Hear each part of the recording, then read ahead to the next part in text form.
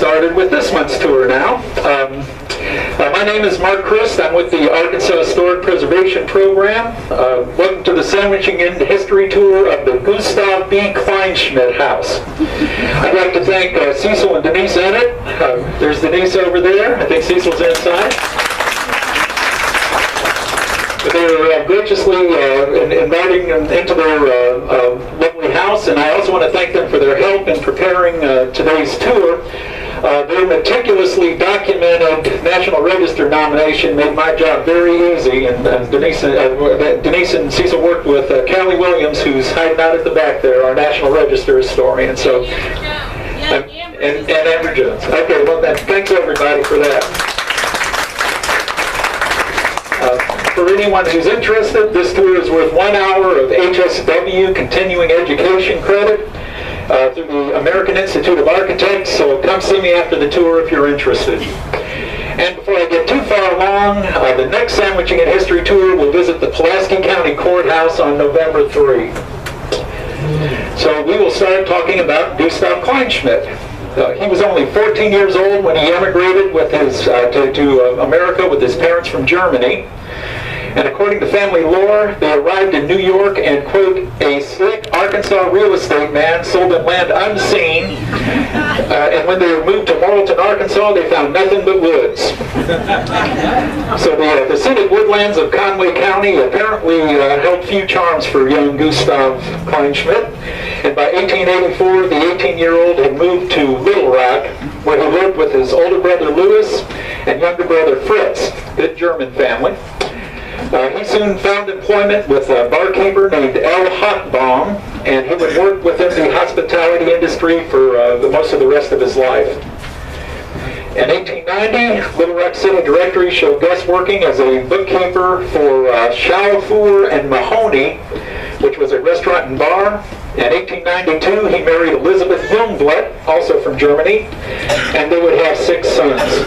They lived at 1212 Center Street with his brother Louis, and Gus worked as a bartender in 1892 and 1893.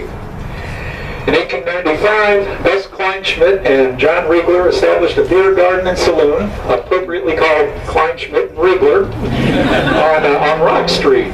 The establishment was located across the street from Gus and Elizabeth's house at 917 Rock.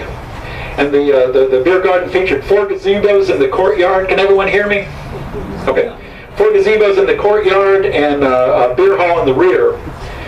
The Kleinschmidts lived across the street at 922 Rock Street, and by 1902, the beer garden and saloon had moved next door to 924 Rock Street. Their son Gus Jr. worked at the beer hall washing bottles, while son Heinrich worked at John Riegler's sweet shop, which was located down the street. And Heinrich would later operate Kleinschmidt's cake shop in Fort Worth, which enjoyed a run from 1938 to 1988. Gus Kleinschmidt would retire from the saloon business in 1911 to move into the house we're touring today in order to concentrate on his real estate development endeavors, which we will discuss in a moment. Kleinschmidt's success allowed him to send his sons to the Subiaco Academy for school down in Logan County, and he was a dedicated parishioner at St. Edward's Catholic Church over that way on the other side of MacArthur Park, which served the predominantly German-American population of its neighborhood. And a descendant said that Kleinschmidt was so angry at Germany for causing World War II that he refused to speak German for the duration of hostilities. Gus Kleinschmidt died on November 29, 1946, and Elizabeth passed away on December 1, 1945, and they're both buried in Little Rock's Calvary Cemetery, which is the Catholic cemetery. So I'm going to talk now a bit about Gus's work in neighborhood development. It was during his partnership with John Riegler that Gus Kleinschmidt began acquiring property south of today's MacArthur Park Historic District, and this was a sparsely developed area until the mid-1920s. Kleinschmidt's investment, according to the National Register nomination, served as a catalyst for growth and helped to establish the area as a diverse and thriving neighborhood in the early to mid-20th century. Kleinschmidt bought lots from the Richard Bragg estate in 1906, and a year later had permits to construct houses at 615 and 619 East 16th Street, which were each valued at $1,500. In addition to the family home at 621 East 16th, which we're looking at here, which was valued at $3,000. He contracted with his brother-in-law, Fred Goujon, which may or may not be how you pronounce it, but that's how I'm going to. And Goujon would build possibly hundreds of houses in Little Rock, including the Charles Thompson-designed Bear House at 1010 Rock Street. Working together, it appears that Kleinschmidt and Goujon developed whole city blocks to the north and east of Gus Kleinschmidt's house at 621 East 16th. Kleinschmidt received building permits to build 5 wood frame cottages valued at $2,000 each in 1909, and Goujon was listed as the contractor, and more permits were issued in 1911. The team is known to have built houses at 610 and 618 East 16th, and Kleinschmidt was responsible for the houses at 617 East 16th, which survives, and 613, which does not. In 1914, he purchased the National Register listed Van Frank cottages at 515, 517, and 519 East 15th Streets and 1510 Park Lane, which he and Goujon more than likely built. And if you drive by thereafter, you'll see that there's a lot of similarities architecturally to this house here. In 1922, Kleinschmidt got $24,000 in permits for 7 5-room buildings that, according to the National Register nomination, filled a full city block bordered by 14th, 15th, and Vance Streets. To paraphrase the National Register nomination, the area around the Kleinschmidt House was a mixture of owners and tenants, immigrants, and African Americans. Kleinschmidt's investment and building program had helped create a thriving neighborhood. When he died, Kleinschmidt had constructed 32 houses, 23 of which he still owned as rental properties, in addition to his home. The construction of I-630 destroyed many, and the 1999 tornado, fires, and city demolition destroyed most of them. The Kleinschmidt House remains the best and largest surviving example of his work. For the modern history of the house, Melvin and Darlene Bell purchased it in 1978. They sold it in 1980 to James and Joe Ellen Abbott, and Joe Ellen is the longtime curator at the Old State House Museum. Just by coincidence, she called me in the morning and said, "Hey, I own that house." But they sold it in 1982 to Dennis and Beverly Jones, who raised their 5 children there, including Denise Jones Emmett, who with her husband bought the house in 1911. They live here now with their 3 children.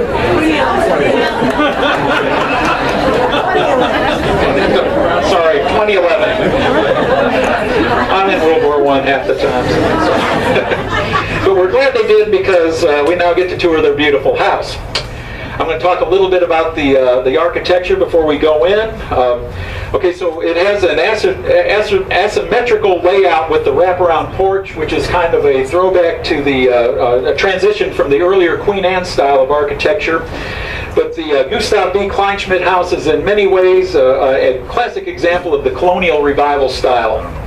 It was built around 1907, and it features such classical features as the low balustrade around the porch, the simple lines of the architrave and frieze, and the rounded columns with square capitals.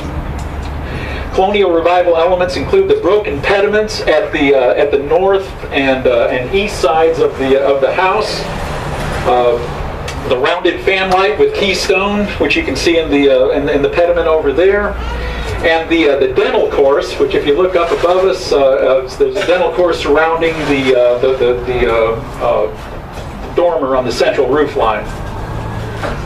There originally was a second door on the eastern side of the wraparound porch, which was later infilled, and it's on the long-term restoration plans for the house.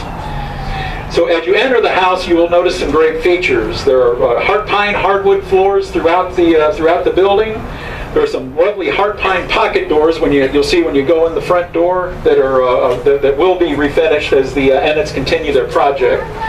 There are original transoms and moldings around the windows with bullseye molding around the door frames. And the Ennets did have some pleasant surprises as they worked on restoring the Kleinschmidt House, such as the original wood floors hiding beneath the overlaid tile and linoleum in their restored kitchen. The rear of the building is a circa 1920 addition that featured a sunroom on the upstairs, though the bottom part was originally the outside of the house. The Ennets enclosed the rear porch area, which was originally shielded with lattice, and converted the sunroom into a family room, which still has its original beadboards. And one of the strangest things I've seen in a house, the windows in the sunroom are underhung. So they're double hung windows, but instead of going up, they go down into the wall. And that's an interesting feature. And of the 15 windows in that room, most of them are still functioning. The attic was converted into a master bedroom suite, and the Ennets planned to replace the stained glass in the dormer windows. Denise and Cecil will be inside to answer any questions you have about the restoration of the building and their ongoing plans. So check out the rest of the Gustave Kleinschmidt House, and be sure to thank Cecil and Denise for allowing us to tour this wonderful building.